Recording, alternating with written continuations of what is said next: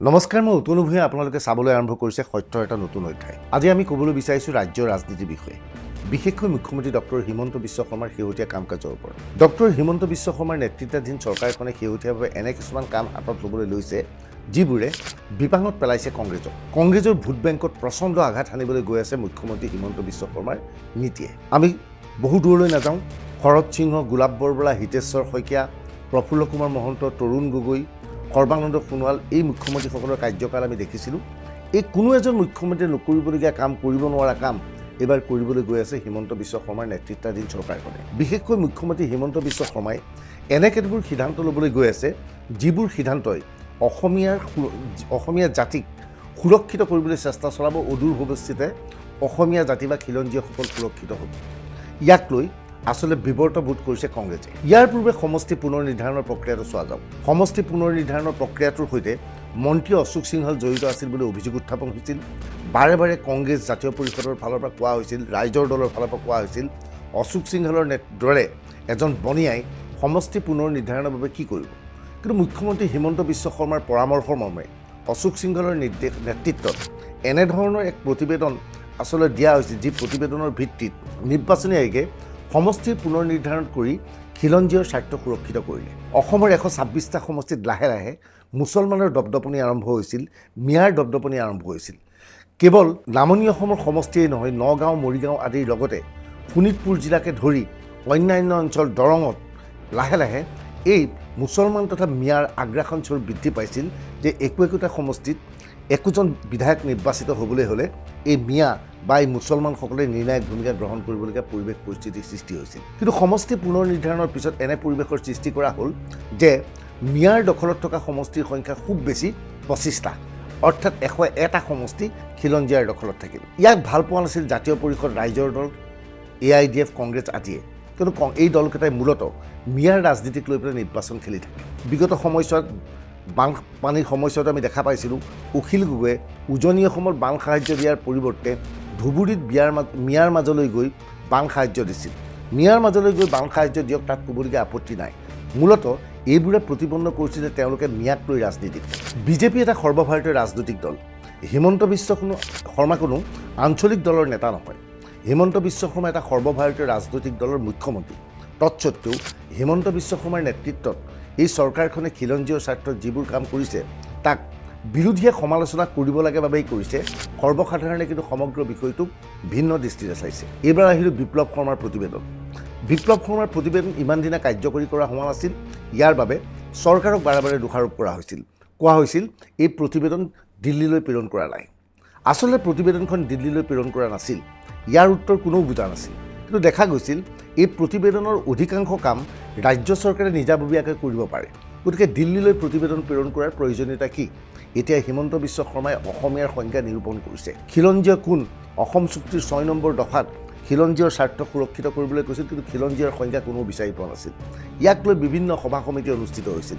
কিন্তু হিমন্ত বিশ্ব শৰ্মাই শেহতীয়াভাৱে সিদ্ধান্ত লৈছে যিজন ব্যক্তিৰ 3 পুৰুষ এই অসমত আছে, অৰ্থাৎ 75 বছৰ ধৰি অসমত আছে, অৰ্থাৎ 1951 চনৰ আগতে তেওঁলোকৰ পূৰ্বপুৰুষ অসমলৈ আহিছে, সেইসকল ব্যক্তিক অসমীয়া বুলি গণ্য কৰা হ'ব আৰু সেইসকল ব্যক্তিক সুৰক্ষিত কৰা হ'ব। অসমীয়াক অফিচিয়েল লেংগুৱেজ কৰিব লাগে, সেইটোতো সংজ্ঞা নালাগে। এই 52টাৰ 2টা প্ৰতিবেদনত সংজ্ঞা লাগে আৰু সেই সংজ্ঞাটো মিছন বসুন্ধৰাত আমি অলৰেডি গ্ৰহণ কৰি থৈ দিছোঁ যে 3টা জেনেৰেশ্যন হ'ব লাগে। 3টা জেনেৰেশ্যন মানে 75 বছৰ, 75 বছৰ মানে 1951। গতিকে মাটি বাৰীৰ ক্ষেত্ৰত এতিয়া যিটো বৰপেটাৰ আমি চেপ্টাৰ 12 লগালোঁ, তাতো 3টা জেনেৰেশ্যন। গতিকে এক প্ৰকাৰ আমি অসমীয়া শব্দটো মাত্ৰ ব্যৱহাৰ কৰা নাই যাতে বড়ো বা আন মিচিং মানুহ বা আন মানুহে বেয়া নাপায়, কিন্তু কামটোতো আমি সেইটোৱে কৰি আছোঁ। 3টা জেনেৰেশ্যন, 3টা জেনেৰেশ্যন মানে 75 বছৰ মাইনাছ কৰক 1951। কংগ্ৰেছ হতবাক। 1951 চনক এতিয়া ভিত্তিবৰ্ষ কৰিবলৈ লৈছে। 1951 চনক ভিত্তিবৰ্ষ কৰিলে অসম চুক্তিতকৈ বহু আগুৱাই যাব। আৰু অসম আন্দোলনৰ সময়তো আন্দোলনকাৰীসকলে 1951 চনক ভিত্তিবৰ্ষ হিচাপে বিচাৰিছিল, কিন্তু কংগ্ৰেছে কোনো ক্ষেত্ৰতে 1951 চনক ভিত্তিবৰ্ষ হিচাপে দিয়া নাছিল। তৎসত্বেও আপোচ কৰি আছুৰ নেতৃত্বই এটা সময়ত অসম চুক্তি স্বাক্ষৰ কৰিলে অসম চুক্তিয়ে যি কাম কৰিব পৰা নাছিল সেই কাম এবাৰ হিমন্ত বিশ্ব শৰ্মাই কৰিবলৈ গৈ আছে 1951 চনত অসমীয়াৰ সংখ্যাৰ ভিত্তিবৰ্ষ হিচাপে গণ্য কৰিবলৈ গৈ আছে মুখ্যমন্ত্ৰী ডক্টৰ হিমন্ত বিশ্ব শৰ্মাই শনিবাৰে নিশা ফেচবুক লাইভ যোগে বিপ্লৱ শৰ্মাৰ প্ৰতিবেদনৰ বিতং তথ্য সুদৰি কৰিছে বিপ্লৱ শৰ্মা কমিটিৰ প্ৰতিবেদন বহু সময়ত বহু লোকে আমাক অভিযোগ কৰে যে বিপ্লৱ শৰ্মা কমিটিৰ প্ৰতিবেদনখন আমি ৰূপায়ণ কৰা নাই অসম চুক্তিৰ 6 নম্বৰ দফা কাৰ্যকৰণৰ ওপৰত এই বিপ্লৱ শৰ্মা কমিটিয়ে 67টা অনুমোদন দিছিলে তাৰে 52টা অনুমোদন ৰাজ্য চৰকাৰৰ অধিকাৰ ক্ষেত্ৰ 5টা ৰাজ্য আৰু কেন্দ্ৰীয় চৰকাৰ 2টা আৰু 10টা সম্পূৰ্ণভাৱে কেন্দ্ৰীয় চৰকাৰৰ কেন্দ্ৰীয় চৰকাৰৰ লগত বিপ্লৱ শৰ্মা কমিটিৰ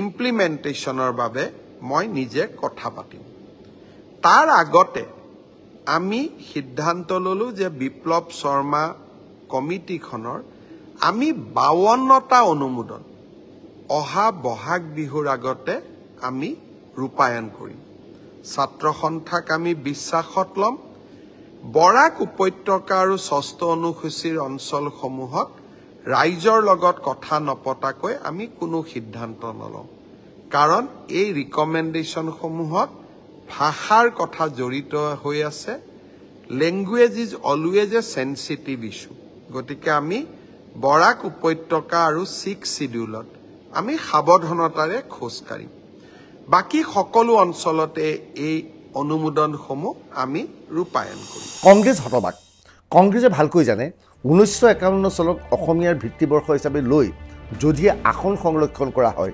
যদিহে চাকৰি বাকৰি সংৰক্ষণ কৰা হয় তেনেহ'লে বৃহৎ সংখ্যক মিয়াই নিৰ্বাচনত প্ৰতিদ্বন্দ্বিতা কৰিব নোৱাৰিব আন নালাগে পঞ্চায়তৰ নিৰ্বাচনতো মিয়াই প্ৰতিদ্বন্দ্বিতা কৰিব নোৱাৰিব যিসকল মিয়া 1951 চনৰ পিছত অসমলৈ আহিছিল এইবোৰত বিব্ৰত বোধ কৰিছে কংগ্ৰেছে কিয়নো কংগ্ৰেছৰ ৰাজনীতি তেওঁলোকক লৈ আৰম্ভ হয় কেৱল কংগ্ৰেছ নহয় বিৰোধী ৰাজনীতি বিশেষকৈ জাতীয় পৰিষদ ৰাইজৰ দল তৃণমূল কংগ্ৰেছ আটাইবোৰ দৰে এই মিয়াক লৈ পেলাই মিয়া পলিটিক্স চলাই আছিল গতিকে এতিয়া কংগ্ৰেছ বিপঙত পৰিছে মুখ্যমন্ত্ৰী ডক্টৰ হিমন্ত বিশ্ব শৰ্মাই 24 ঘণ্টাৰ পূৰ্বে গুৱাহাটীত এখন সংবাদমেলৰ আয়োজন কৰি 1951 চনক ভিত্তিবৰ্ষ কৰিবলৈ গৈ আছে বুলি কোৱাৰ পিছতো এই কথা শুনিও নুশুনাও ভাৰ ধৰিছে প্ৰদেশ কংগ্ৰেছৰ সভাপতি ভূপেন বৰাই ভালকৈ জানে এই সত্ত্বক যদি 1951 চন যিটো মুখ্যমন্ত্ৰীৰ প্ৰস্তাৱ তাক যদি কংগ্ৰেছে গ্ৰহণ কৰে লগে লগে মিয়াৰ মাজত ব্যাপক প্ৰতিক্ৰিয়াৰ সৃষ্টি হ'ব মিয়া ভোট কংগ্ৰেছৰ কাষৰ পৰা আঁতৰি যাব কংগ্ৰেছক মিয়াৰ ভোট লাগে আজিৰ তাৰিখত কংগ্ৰেছ কি ৰাজ্যখনৰ প্ৰতিটো ৰাজনৈতিক দলে মুখ্যমন্ত্ৰী হিমন্ত বিশ্বক সমৰ্থন জনোৱাটো প্ৰয়োজন আছিল অসমীয়াৰ সুৰক্ষাৰ স্বাৰ্থত 1951 চন অসমীয়াৰ সংখ্যাৰ ভিত্তিবৰ্ষ কৰাক আমি প্ৰতিজন নাগৰিকে আদৰণি জনোৱাটো প্ৰয়োজন যদিহে আপুনি সঁচাকৈ অসমীয়া হয় যদিহে আপুনি সঁচাকৈ অসমীয়াক ভাল পায় কিন্তু কংগ্ৰেছে মূল বিষয়বস্তুৰ পৰা আঁতৰি ভিন্ন ধৰণৰ বক্তব্য দিবলৈ চেষ্টা চলাইছে ডিব্ৰুগড়ত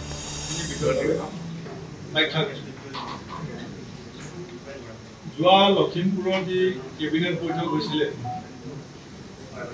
এই কেবিনেট বৈঠকত হিমন্ত বিশ্ব শৰ্মা ডাঙৰীয়াই অসমৰ সংবাদ মাধ্যমৰ জৰিয়তে আমাক জানিবলৈ দিছে যে 2019 চনত গঠিত হোৱা বিপ্লৱ শৰ্মা ডাঙৰীয়া জাষ্টিছ বিপ্লৱ শৰ্মা ডাঙৰীয়াৰ কমিটিৰ যি প্ৰতিবেদন এখন 2020 চনৰ ফেব্ৰুৱাৰী মাহত চৰকাৰৰ হাতত দাখিল কৰা হৈছিল 20 চনৰ ফেব্ৰুৱাৰী মাহত দাখিল কৰাৰ পাছত দীঘলীয়া সময় বিজেপি চৰকাৰে সেইখন ধোঁৱা চাঙত থৈ দিলে আৰু এতিয়া চাৰিওফালে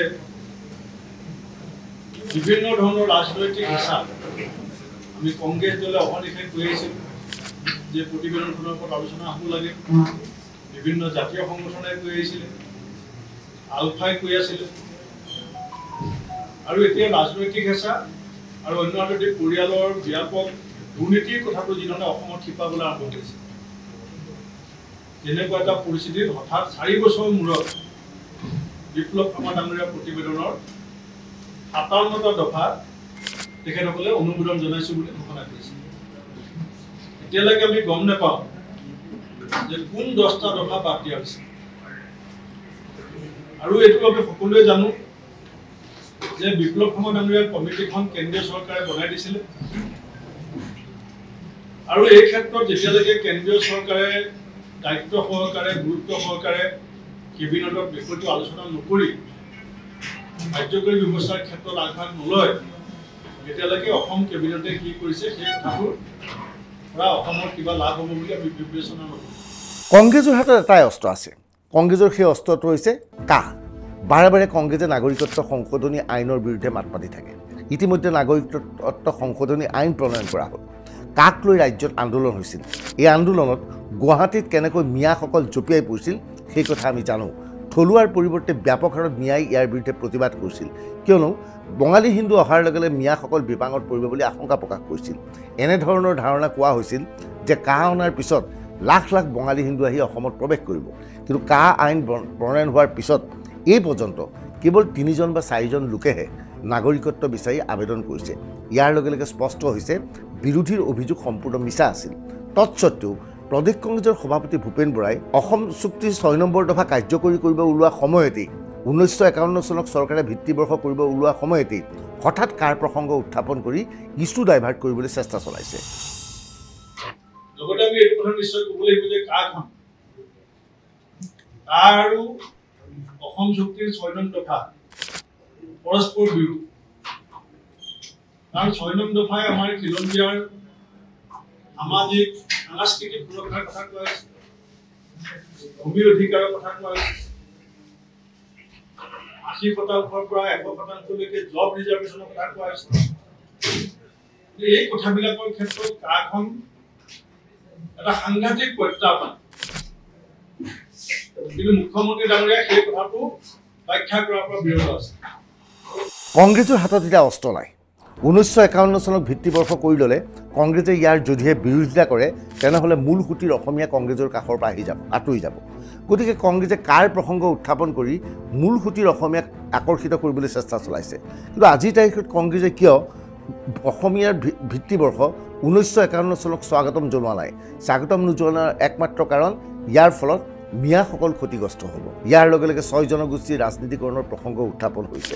মুখ্যমন্ত্ৰী হিমন্ত বিশ্ব শৰ্মাই কৈছে 2026 নহয় 2025 এপ্ৰিলৰ ভিতৰত সমস্যাৰ সমাধান কৰিবলৈ তেওঁ চেষ্টা চলাব।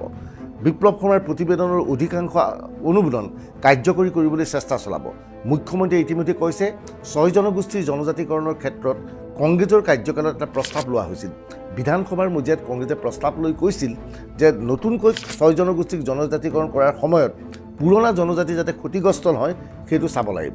কিন্তু বাস্তৱ সত্যটো হ'ল যে নতুনকৈ যদি আৰু 6টা জনগোষ্ঠীক জনজাতিকৰণ কৰা হয় তেওঁলোকেও সুবিধা লাভ কৰিব। সেই সুবিধা বড়ো মিচিংসকলে লাভ কৰা সুবিধাৰ দৰে বা পূৰ্বে যিসকলে এই সুবিধা পাই আছিল এই সুবিধা পাব। লগে লগে কংগ্ৰেছ বিপাঙত পৰি ইয়াক ভিন্ন ধৰণে ব্যাখ্যা দিবলৈ চেষ্টা চলাইছে। মই সেই সময়ত প্ৰয়াত তৰুণ গগৈদেৱৰ চৰকাৰৰ কাৰ্যকালত মই এজন কেবিনেট মিনিষ্টাৰ আছিলোঁ আৰু তেতিয়া আমাৰ অসমৰ বৰ্তমানৰ মুখ্যমন্ত্ৰী ডক্টৰ শৰ্মা ডাঙৰীয়াও আছিলে মোৰ লগতে সতীৰ্থ। মই তেখেতক মনত পেলাই দিব খুজিছোঁ যে হয় কংগ্ৰেছ দলে বৰ স্পষ্টভাৱে কংগ্ৰেছ দলৰ চৰকাৰ এটা স্পষ্টভাৱে বৰ এটা সিদ্ধান্ত লৈছিলে। সেই দিনটো এতিয়াও মোৰ মনত আছে, 9 ডিচেম্বৰ 2013। আৰু তেতিয়া আমাৰ শৰ্মা ডাঙৰীয়া মন্ত্ৰী আছিলে।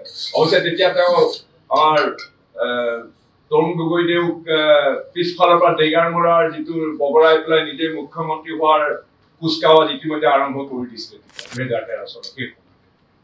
যিয়েই নহওক লাগিলে কংগ্ৰেছ দলে সেই সময়ত অতি স্পষ্টভাৱে সিদ্ধান্ত লৈছিলে আৰু কেন্দ্ৰীয় চৰকাৰক অনুৰোধ কৰাৰ সিদ্ধান্ত ল'লে সেইটো হ'ল যে অসমত যিসকল জনজাতি বুলি সাব্যস্ত হোৱা যিসকল লোক আছে, আমাৰ বেলেগ বেলেগ আমাৰ জনগোষ্ঠী আছে, কাৰ্বি, বড়ো, তিৱা বা সকলো যিবিলাক আছে অসমৰ গোটেই মিচিং সকলো যিসকল আছে, সেইসকলৰ যি সুবিধা, যি প্ৰাপ্য, যি অধিকাৰ জনজাতি হিচাপে সংবিধান প্ৰদত্ত যিটো অধিকাৰ বা তেওঁলোকৰ সংখ্যা অসমত কোনো প্ৰকাৰে কেতিয়াও হ্ৰাস নোহোৱাকৈ, কোনো প্ৰকাৰে কেতিয়াও তেওঁলোকৰ ক্ষতি নোহোৱাকৈ উপৰঞ্চীভাৱে এই যিটো 6 জনগোষ্ঠী এই 6 জনগোষ্ঠীক জনজাতীয়কৰণ কৰাটো কংগ্ৰেছ দলে বিচাৰে আৰু কংগ্ৰেছ দলৰ সেই সময়ৰ চৰকাৰে এই জনজাতীয়কৰণ 6 জনগোষ্ঠীৰ জনজাতীয়কৰণ হাতে কামে মনে প্ৰাণে কায়ো মনে বাক্যে তাত সহযোগিতা আগবঢ়াই সেই জনজাতীয়কৰণৰ কাৰণে সিদ্ধান্ত গ্ৰহণ কৰিলে আৰু কেন্দ্ৰীয় চৰকাৰক প্ৰস্তাৱ দিলে। বিপ্লৱ শৰ্মাৰ প্ৰতিবেদন চৰকাৰে কাৰ্যকৰী কৰিবলৈ গৈ আছে। মই বাৰে বাৰে কৈছোঁ কংগ্ৰেছ ইয়াত বিপদত পৰিছে। কংগ্ৰেছৰ একমাত্ৰ অস্ত্ৰ আছিল বিপ্লৱ শৰ্মাৰ প্ৰতিবেদন আৰু কাক অসমৰ ৰাইজে ইতিমধ্যে অগ্ৰাহ্য কৰিছে। বিপ্লৱ শৰ্মাৰ প্ৰতিবেদন চৰকাৰে কাৰ্যকৰী কৰিবলৈ যোৱাৰ লগে লগে কংগ্ৰেছৰ হাতত অস্ত্ৰ নোহোৱা হৈছে।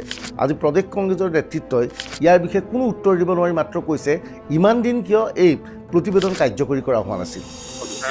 নিশ্চিতভাৱে তাৰ বিকল্প কি হ'ব পাৰে অসমৰ অৰ্থনীতি আমাৰ অসমত আমি এতিয়া কৈ আছোঁ 6 নং দফাত আমাৰ বহুতখিনি সুৰক্ষা আছে। এই সুৰক্ষাৰ কথাটো কেন্দ্ৰ চৰকাৰে বুকু 56 ইঞ্চি বুলি কয় তেখেতসকলৰ। সেইকাৰণে কৈছিলে যে 56 ইঞ্চি বুকু লৈ পেলাই আমি আখৰে দাড়ি কমা বদলি নকৰাকৈ ৰূপায়ণ কৰিম। কিন্তু সেই প্ৰতিবেদন 2019 চনৰ পিছত 2020 চনৰ ফেব্ৰুৱাৰী মাহৰ পৰা 4 বছৰ হৈ গ'ল। 4.5 বছৰ দিল্লীলৈ পঠাবলৈ অসম চৰকাৰৰ গাটছ বুলি ক'ম নে সাহস বুলি ক'ম সেইখিনি নহ'ল। এতিয়া মুখ্যমন্ত্ৰীয়ে আমাক বিধানসভাত ক'লে আমি ৰূপায়ণ কৰি আছোঁ আৰু এই ডিব্ৰুগড়ত কেবিনেট কৰি পেলাই কৈছে ৰূপায়ণ কৰিম। হয়, ইমান দিনে কাৰ্যকৰী কৰা হোৱা নাছিল কিন্তু এতিয়া কাৰ্যকৰী কৰিবলৈ গৈ আছে। গতিকে তাক আমি স্বাগতম জনাটো উচিত নহয়নে? নে স্বাগতম নজনাই কিয় ইমান দিন কাৰ্যকৰী নকৰি এতিয়া কৰিব ওলাইছে বুলি চৰকাৰক সমালোচনা কৰি বিপ্লৱ শৰ্মাৰ প্ৰতিবেদন কাৰ্যকৰী নকৰাটো বিচাৰিছে কংগ্ৰেছে। এইখিনি সময়তেই উজনি অসমত বিশেষ তৎপৰতা আৰম্ভ কৰিছে মুখ্যমন্ত্ৰী ডক্টৰ হিমন্ত বিশ্ব শৰ্মাই। পুনৰ কৈছোঁ, পূৰ্বৰ কোনো মুখ্যমন্ত্ৰীয়ে এই বিষয়ে চিন্তা চৰ্চা কৰা নাছিল। উজনি অসমৰ পৰা বহুকেইজন মুখ্যমন্ত্ৰী নিৰ্বাচিত হৈছিল কিন্তু উজনি অসমৰ মানুহে মুখ্যমন্ত্ৰীক সাক্ষাৎ কৰিবলৈ হ'লে গুৱাহাটীৰ সচিবালয়লৈ আহিবলগীয়া হয়। ইয়াৰ বাবে যথেষ্ট ব্যয় বহন কৰিবলগীয়া হয়। এনে অৱস্থাত মুখ্যমন্ত্ৰী হিমন্ত বিশ্ব শৰ্মাই ডিব্ৰুগড়ত জলসম্পদ বিভাগৰ অতিথিশালাকেই এতিয়া মুখ্যমন্ত্ৰীৰ উজনি অসমৰ সচিবালয় হিচাপে স্থাপন কৰি উদ্বোধন কৰিছে আৰু মুখ্যমন্ত্ৰীৰ মতে যে মাহেকত তেওঁ 4 দিনকৈ উজনি অসমৰ সেই সচিবালয়ত থাকিব আৰু উজনি অসমৰ মানুহক সাক্ষাৎ কৰিব। ইয়াৰ জৰিয়তে উজনি অসমত গণভিত্তি বৃদ্ধি কৰিবলৈ বিজেপিয়ে চেষ্টা চলাইছে। লগে লগে চিন্তিত কংগ্ৰেছে পুনৰ আক্ৰমণ কৰিছে বিজেপি। আৰু ডিব্ৰুগড়ত সচিবালয় কৰি ৰাজনীতি কৰিছে। তেওঁলোকৰ প্ৰতিশ্ৰুতি আছিলে যে কাছাৰত এটা মিনি ছেক্ৰেটেৰিয়েট কৰিব। আপোনালোকে জানে মানে কাছাৰলৈ আমি যাব লাগে, অসমৰ ৰাজ্য জিলা কাছাৰলৈ যাব লাগে মেঘালয়ৰ মাজেদি। তাত কেতিয়াবা গৰাখহনীয়া হয়, লেণ্ডশ্লাইড হয়, তাৰ ফলত আপোনাৰ যোগাযোগ বিচ্ছিন্ন হৈ যায়। তাত সৰ্বানন্দ সোণোৱাল ডাঙৰীয়াই 2016 চনত মিনি ছেক্ৰেটেৰিয়েটৰ প্ৰতিশ্ৰুতি দিছিল।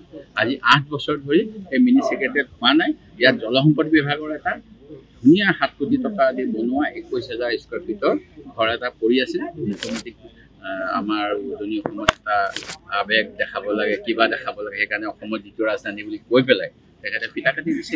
গতিকে এইটোতো এটা নিৰ্বাচনী চমক, তাতকৈ বেছি একো। দেৱব্ৰত শইকীয়াই ঠিকেই কৈছে যে সৰ্বানন্দ সোণোৱালে কৈছিল বৰাক উপত্যকাত মিনি সচিবালয় স্থাপন কৰিম। হিমন্ত বিশ্ব শৰ্মাৰ ঘনিষ্ঠ সূত্ৰই জানিবলৈ দিয়া মতে অতি শীঘ্ৰে বৰাকতো মিনি সচিবালয় স্থাপন হ'ব। মুখ্যমন্ত্ৰীয়ে গুৱাহাটীৰ উপৰিও ডিব্ৰুগড় আৰু বৰাক উপত্যকাত মাহেকত থাকিবলৈ চেষ্টা চলাব। ইয়াৰ জৰিয়তে ব্ৰহ্মপুত্ৰ বৰাকত সমন্বয় আনিবলৈ চেষ্টা চলাব, যিটো কথা কোনো এজন মুখ্যমন্ত্ৰীয়ে পূৰ্বে ভবা নাছিল। এইজন মুখ্যমন্ত্ৰীয়ে অসমীয়াৰ স্বাৰ্থৰ সুৰক্ষাৰ বাবে, খিলঞ্জীয়াৰ স্বাৰ্থৰ সুৰক্ষাৰ বাবে 1951 চন অসমীয়াৰ সংজ্ঞাৰ ভিত্তিবৰ্ষ কৰিব ওলাইছে আৰু অসম চুক্তিৰ 6 নম্বৰ দফা কাৰ্যকৰী কৰিবলৈ ওলাইছে। যদিহে এয়া সম্পূৰ্ণ হয় তেনেহ'লে আগন্তুক পঞ্চায়ত নিৰ্বাচনত কোনো মিয়াই প্ৰতিদ্বন্দ্বিতা কৰিব নোৱাৰিব। জনীয়া বাগবৰ আদিত সেইসকল লোকে প্ৰতিদ্বন্দ্বিতা কৰিব পাৰিব যিসকলৰ পূৰ্বপুৰুষ 1951 চনৰ পূৰ্বে আহিছে। কিন্তু বাস্তৱিকতে 1951 চনৰ পূৰ্বে বাগবৰ জনীয়া আদিত হিন্দুৰ প্ৰাধান্য আছিল, এইসকল মিয়াৰ প্ৰাধান্য নাছিল। এই প্ৰব্ৰজনকাৰীসকল পৰৱৰ্তী সময়ত আছিল। ধুবুৰীতো তেতিয়া কংগ্ৰেছৰ প্ৰাৰ্থিত্বৰ অভাৱ ঘটিব, সেয়েহে কংগ্ৰেছ চিন্তিত হৈ পৰিছে। কংগ্ৰেছ চিন্তিত হওক, বিৰোধী চিন্তিত হওক, তাক ক'বলগীয়া নাই। কিন্তু অসমীয়াৰ স্বাৰ্থ সুৰক্ষিত কৰাৰ স্বাৰ্থত হিমন্ত বিশ্ব শৰ্মাই যি কাম কৰিবলৈ গৈছে তাক প্ৰতিজন অসমীয়াই আচলতে আদৰণি জনোৱাটো অতিকৈ প্ৰয়োজন। এই সংক্ৰান্তত আপোনাৰ মতামত কমেণ্ট ছেকশ্যনত লিখিব পাৰিব। ধন্যবাদ।